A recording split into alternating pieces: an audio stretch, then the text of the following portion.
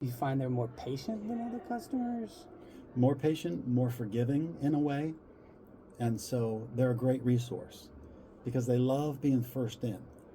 And so, and they understand it, right? They know that first in means that they may not be getting the best version of your product, but that's what they signed up for. And they're willing to help you adjust and adapt. But again, you got to make sure that they are the right customer, because if you listen to them and they're the wrong customer, they're going to be giving you feedback that may not be in your best interest. It may be in their interest, but may not be in your best interest.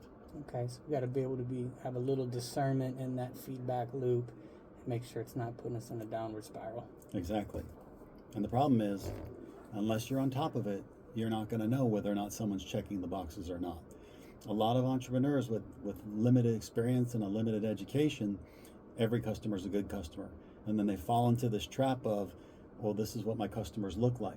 The problem with that is if you do business for the wrong customer, the right customer will see you doing business for the wrong customer and not want to do business with you, because they're going to say, I'm not that customer.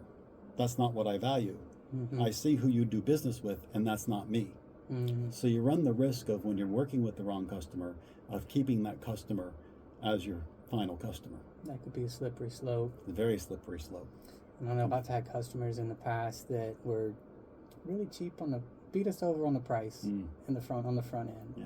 They're negotiating for home inspections, they're shopping price, and maybe I give them a little concession.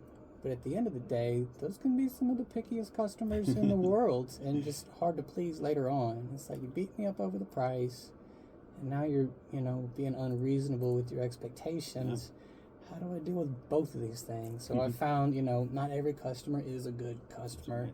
And that was part of kissing frogs. Yeah. So, being able to spot some of those early on has made a difference for me. And I'd say you look at stuff too, like certain type of people, certain types of customers have certain demands. They might be influencing your menu, but maybe not in a good way. Exactly. And that's the problem too, because if you choose the wrong customer, if you're pouring your dollars into reaching the wrong audience, you're creating more headaches for yourself, and you're never giving your business model a chance to really prove itself with the right customer. When we're looking at dialing into a niche, is it just about the numbers, what's profitable, or is there more to it than that?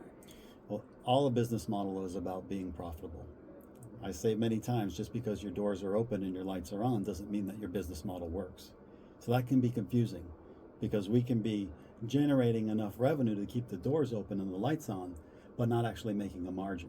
That's by perfect. Identifying exactly who they are. That's what we're going to focus on. So the workshop's going to be on October 10th. We're going to be here at the Nashville Entrepreneur Center. We're going to have some tools. We'll have 3 excellent panelists talking about these principles and ideas. We'll do some work on paper. We'll talk about that in the group. We'll get some feedback from the panelists.